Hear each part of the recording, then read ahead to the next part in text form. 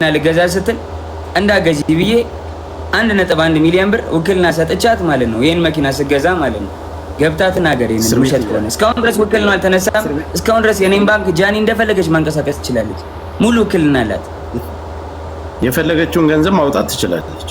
ማውጣት ማስገባት ትችላለች። የዛኔ መኪና ስገዛ 1 ሚሊዮን ብር ወስዳ ከኔ አካውንት ነው ጨምረ ይገዛች እና መጠላት ሰው ማሰቃያ ሰው ቢሆን ለምን እንደዚህ ያደርግላታለሁ? ለውም እስር ላይ ሆኜ ገንዘብ ሳይኖረኝ ሳልሰራ ማለት ነው።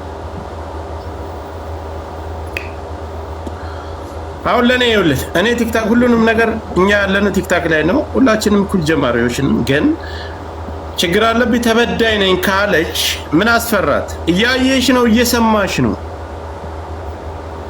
ነይ ፊት ለፊት ይሄ ነገር ነው። 100,000 ኢትዮጵያን ቁጭ ብሎ እየተመለከተ ወይም አረብ አይደለም ወይም ነጭ አይደለም እየተመለከተኝ ያለው አማርኛ የሚሰማ ኢትዮጵያን ነው። ሁሉም የናንተ ተከታይ ነው እያደመጠኝ ያለው። መተሽ ይሄን ያደረከ ቆርጠኛል። አዎ በምስክር ይሄንን ቀን ብለሽ መናገር በማስረጃ እሱ እንዳሳየው አንቺ ማሳየት ትችያለሽ። ሁለታችሁም ፊት ለፊት መነጋገር ትችላላችሁ። ለኔ ሳይሆን ለማንም አይደለም፣ ለተከታዮቻችሁ።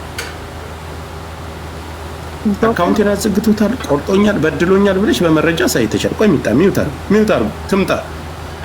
ከመጣች በኋላ ሌሎቻችሁ ሐሳብ መስጠት ትችላላችሁ። እነሱ ከወጡ በኋላ ከተነጋገሩ በኋላ እናንተ ሐሳብ መስጠት ትችላላችሁ። ሁሌ ተደፋፍኖ አንድ በተናገረው አንድ ጋጋታ፣ የኮመንት ጋጋታ፣ የተከታይ ጋጋታ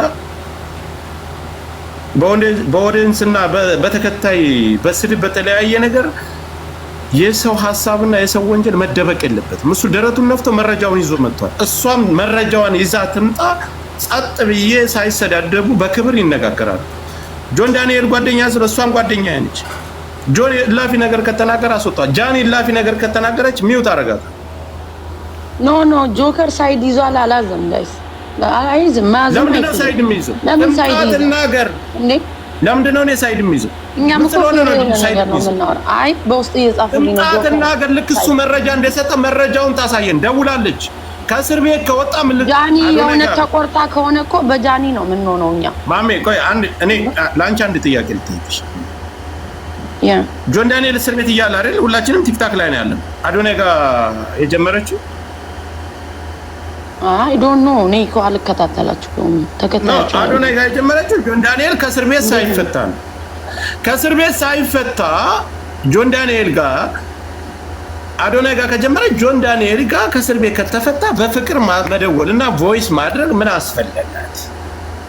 ይሄ እኮ ግልጽ ነገር። ይሄ ይብለጥ እያላችሁ እንደውም ጆን ዳንኤል ተፈታ አዶናይ ተቀየስልን እስከዛሬ ተጠቀም ብዙ ነገር እያላችሁ እሷ ገብታ ስታወራ ነው ምን አስፈለጋት ብለን ጥያቄ የምናቀርብላት። እሷ ገብታ ደግሞ የእሷንም መስማት አለብን። ገባ ፌር መሆን አለብን። ያ ጆከር አሁን የጠየቀውን ጥያቄ በደንብ ጠይቃታለህ። እሷ ትምጣ። እሷ ስትመጣ እንወርድላታለን። ትግባና ስለዚህ ለምን አትመጣም? 4,000 ስለሷ ጉዳይ እየተወራ ነው አይደል? 4,000 5,000 ሰው አለበት። ስለሷና የሷ ጉዳይ የሷ ተከታይና የሱ ተከታይ ናቸው። የሚያስፈራራ ነገር የለም። ትምጣ፣ ትክሰሰው፣ ትውቀሰው። ጆከር ስጣታ ታይም ስጣት። ትመጣለች።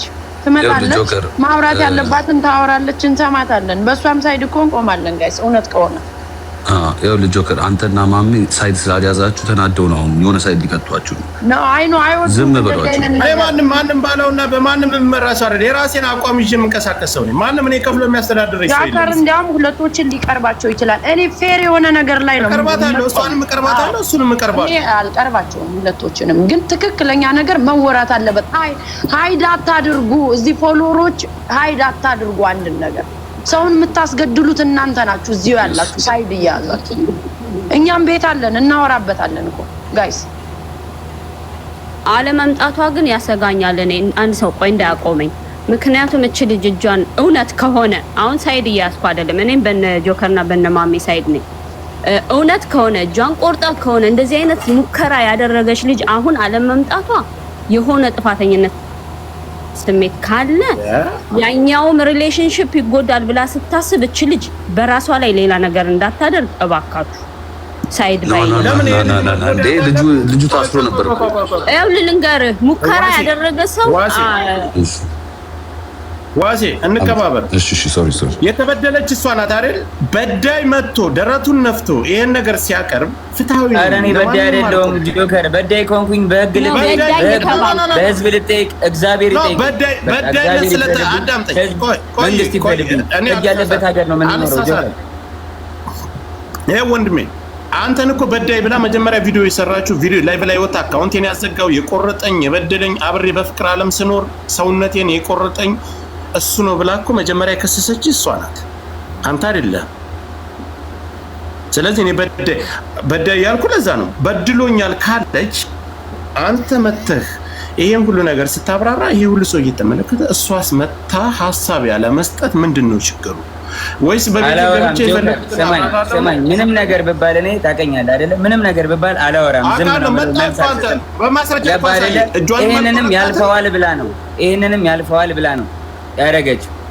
ያባረለ ይሄ ግን የህይወትና የሞት ጉዳይ ነው። ለምን አንተስ ባልሰራው ነገር ትወቀሳለህ? እንደዛ ከሆነ ይሄ የኔን ሬፑቴሽን ለማበላሸት ገባ አይደለ? በቃ ያኔ ካልሆነ ገደል ይግባ ነው። ገደል ከተዋለው ነው